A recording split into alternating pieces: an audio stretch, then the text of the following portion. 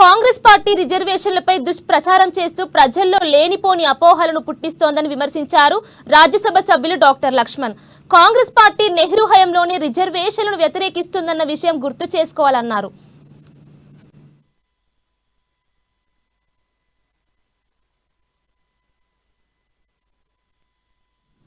సికింద్రాబాద్ అభ్యర్థి కిషన్ రెడ్డికి మద్దతుగా అంబర్పేటలో నిర్వహించిన యాదవ్ ఆత్మీయ సమ్మేళనంలో లక్ష్మణ్ పాల్గొన్నారు.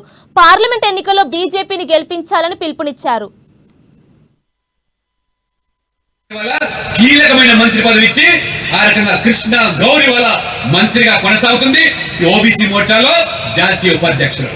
ఈ రకంగా ఏ రాష్ట్రం చూసిన ఇవాళ నేను ఇవాళ ఘనంగా చెప్తున్నాను, సవాల్ చేస్తున్నాను.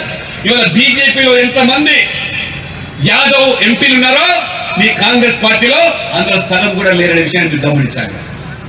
ఇవాళ బీజేపీలో ఎంతమంది వాళ్ళ రాష్ట్రాల్లో మంత్రులు ఉన్నారు యాదవులు, మీ రాష్ట్రాల్లో ఎక్కడైనా మంత్రులు ఉన్నారో నేను అడుగుతున్నాను. ఇవాళ ఎమ్మెల్యేలు, ఎంపీలు, ఎమ్మెల్సీలు ఏదైనా ఉన్నారంటే అది బీజేపీలో మాత్రమే. నాతో పనిచేసేటువంటి doctor Nikhil Anand senior journalist మొన్న బీహార్ లో టికెట్ ఇచ్చాము, దురదృష్టవశాత్తు కొద్ది ఓట్లు తోడ్పాడు. ఇప్పుడు నేషనల్ జనరల్ సెక్రటరీ గారు నాతో పనిచేస్తున్నాం.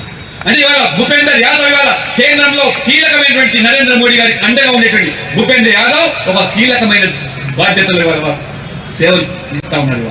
వారు ఇప్పుడు రాజస్థాన్ నుంచి సంసద్ సీట్ నుంచి పోటీ చేస్తున్నాడు. ఆ రకంగా గెలిచే అవకాశాలు ఉన్నాయి. మరి తెలంగాణలో ఆలోచన చేయాలి, తెలుగు రాష్ట్రాల్లో ఆలోచన చేయాలి. ఎందుకు మనం ఇవాళ యాదవ్లు గెలిపించుకోలేకపోతున్నాం? పార్టీ వల్ల మొత్తం ఉత్తరాదిన భారతీయ జనతా పార్టీ యాదవుల పేరు చెప్పి రాజకీయాలు నడుపుతున్న వ్యక్తులు వాళ్ళ కుటుంబ బిడ్డల కోసం పనిచేస్తున్నారు.